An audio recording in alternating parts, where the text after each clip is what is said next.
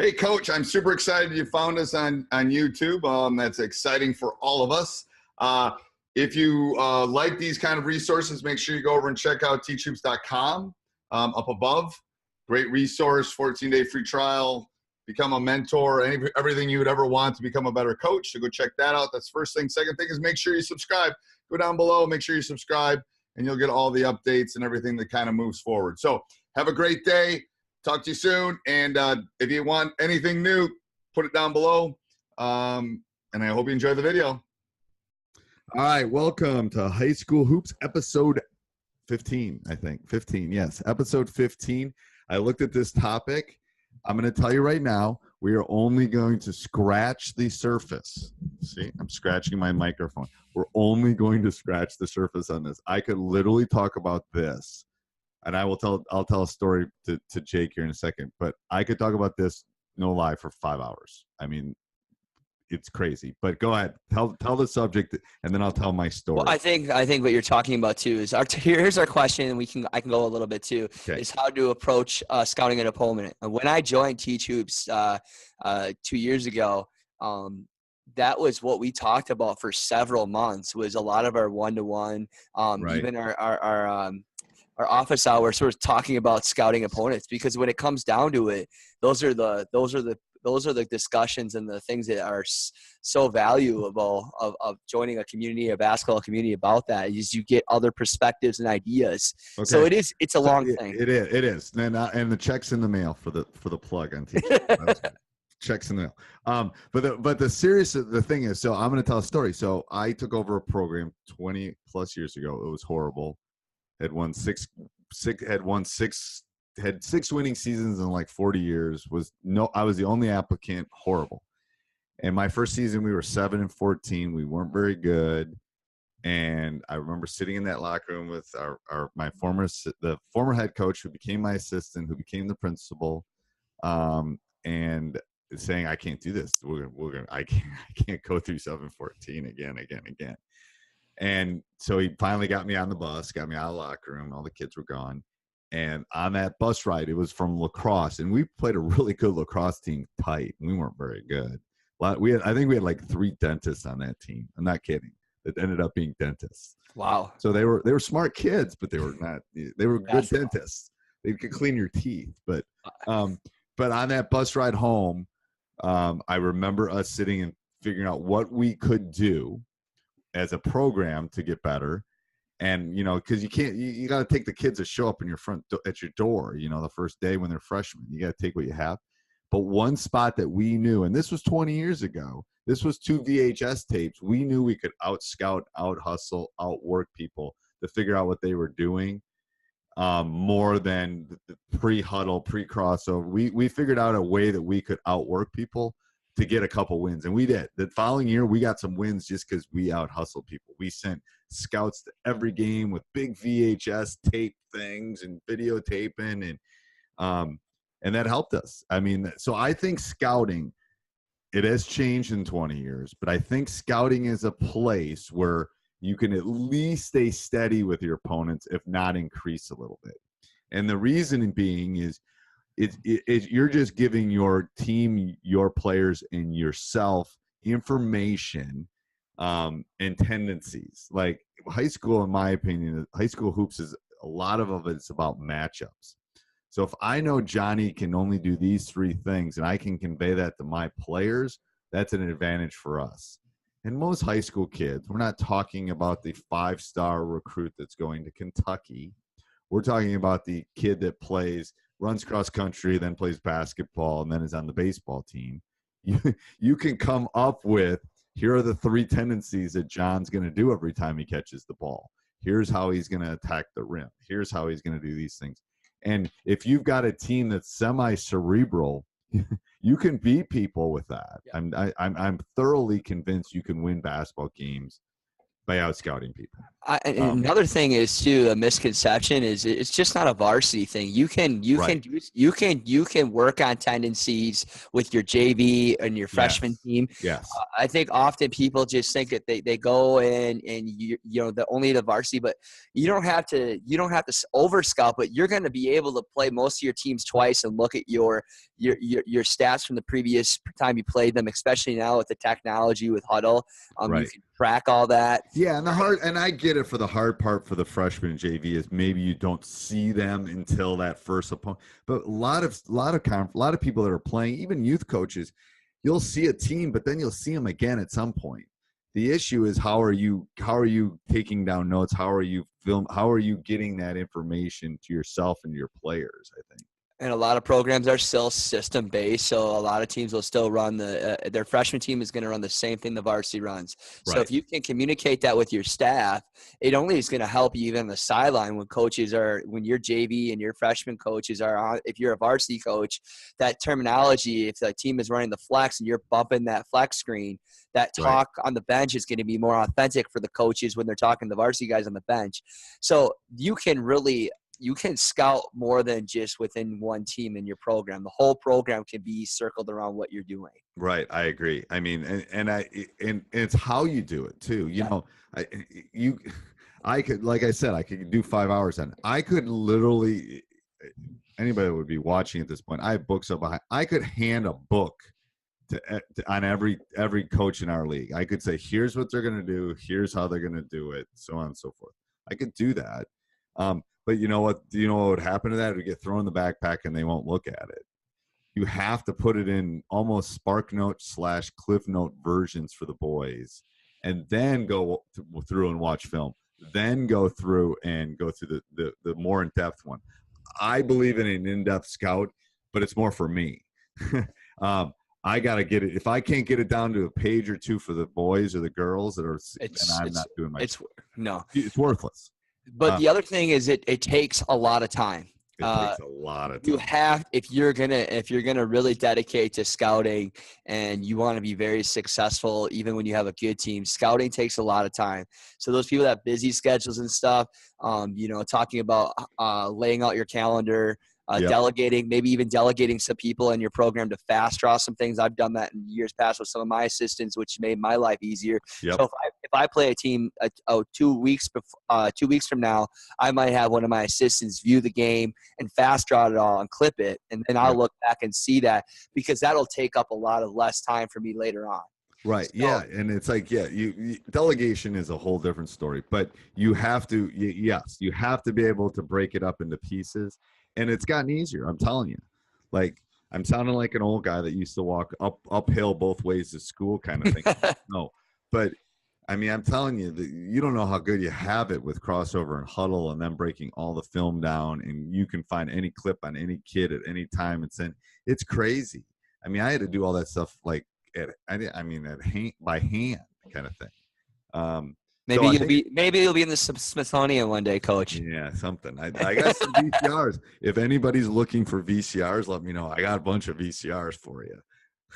I don't think Blockbuster sells them anymore, to be honest, but yeah. So we talked about a lot of just the overall commitment, why it's important, but like how do you then, when you're scouting an appointment, what are some key points that coaches can take from today? Just not knowing that it's going to take time. Right. That it is really important. It can give you you're not a good appointment. What are some things that you look at, or how do you adjust your practice? A couple things. I think it's important to see a team in person. Tape is different than in person. So like, I know sometimes my first couple opponents, I won't be able to see them in person. So I like seeing them in person. The first time that I go, I'll have someone come with me, and I'll have them, if I'm doing the scout, I don't really get a lot that I'm looking for general tendencies. I'm looking for speed. I'm looking for quickness. I'm looking for those general tendencies, because the film will break down the little stuff for me, or I will I can always go back. So, most coaches lie on heights. Most coaches lie on all that stuff. So I always have to get down to the court, because I know I'm 6 foot. So I can figure out that kid isn't really 6'8". That kid's 6'4", and the coach put 6'8" in the thing. You can't. So all that stuff you can't really tell from tape. You can't tell quickness from tape. You can't tell height from tape. There's things that you have to see in person. So that would be the first thing, is I'd make sure that you get there in person. I think that's my phone. Who's calling? Yeah, it's mine. So yes, we still have a landline in the Collins household, if you can believe that. That's cool. It is cool. No, we have it because of my son. He has a peanut tree allergy. So I want it for the 911 thing if I ever need it. But anyway, most people don't have landlines anymore, but I do. I'm the sucker that's paying for the landline.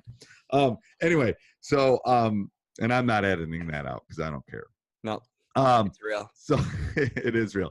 So going back to that is all right, where's my train of thought? My train of thought was where, Coach? You were just talking about the importance of being in person. Yes. Yeah. So then when I get there, I'm looking for those general tendencies for speed, for height, for those kind of things. Then what I'm trying to jot down during the game, if I'm actually watching during a game, is I'm trying to look for out of bounds plays, things that may be special. I'm looking for calls. Mm-hmm. So I always usually set my cameras across looking at the opposing coach.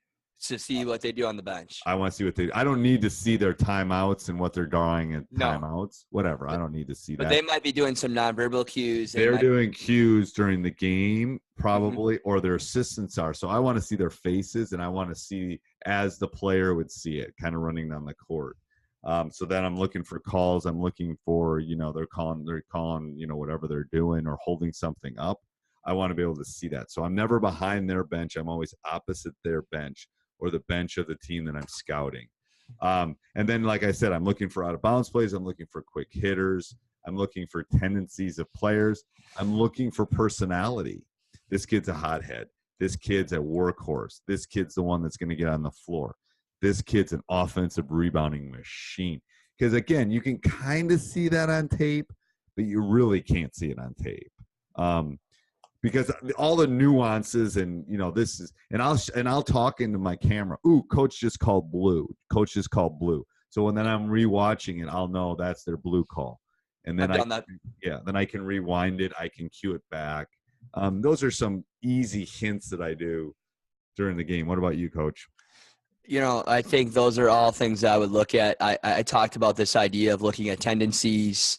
But then once that comes down, I think about it in the sense of how can we exploit their weaknesses, a big question, and how are they going to exploit us, I think is another Ooh, that's thing. a good idea. Yeah. That's a great point. Yes. Like, oh my God, they're super quick and we're slow. Yeah. So let's take an example, a team that constantly love to run and gun. I mean, they're going to kill us. So we would pick up their ball handler right at when they got the rebound, and we slowed them down and we ran some 3-2 zone.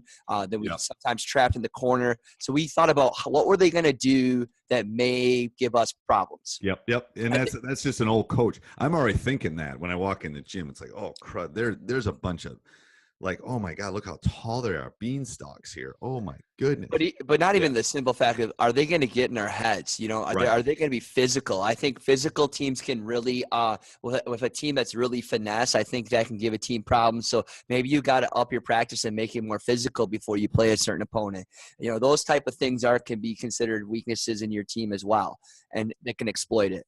Right. So I agree. Anything else, Coach? I mean, again, we gave you the SparkNote version here, the Cliff Note version, but go ahead. I think one other thing that I've had a lot of success when we with coverages and so forth is not so much worrying about every set play, but a lot of teams run certain screens and how you review screen coverage, which I think we could talk about a later day. Ooh, but a lot of times, certain teams, I got this idea from, I went to watch Green Bay practice a couple of years ago when they had Coach Wardle, and they were really good with Kiefer Sykes. And they did a lot of things when they scouted teams. They would do 3-on-3, but everything they were doing on 3-on-3 were the screens that they were facing a lot of that given opponent. So if a team's running a lot of ball screens, they're constantly, anything 3-on-3 is a constant ball screen after a pass given away. So, that's one thing I've had success with in regards to scouting is looking at screen tendencies. Yeah, and I think that's something we should talk about moving forward too, about how you take scouts and then how you incorporate it into practice. Because I think you and I do that a lot, and it's just something we just do. But I think there's a lot of young coaches that might be listening to this that don't, like, God, this team just goes to the offensive glass like no team I've ever seen. How are we going to work on that during the week or the 2 or 3 days that I have to prep?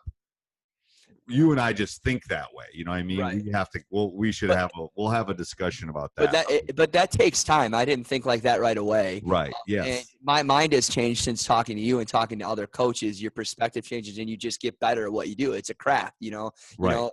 And the last thing is, and I just put a plug in, with, again, teachhoops.com is a great opportunity to continue to talk about scouting opponents and bouncing off ideas. Yeah, again, I'm really surprised how much talk there is on the Facebook group. It's actually awesome, but I always feel good as somebody that's, I'm still a very young coach, but I've been around for 13, 14 years coaching.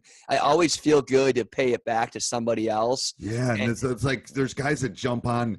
I mean, I'm busy during the day. I'm teaching my staff. Teaching right. all day. And there's people that will just jump on and they'll send them five. It's crazy. It's so.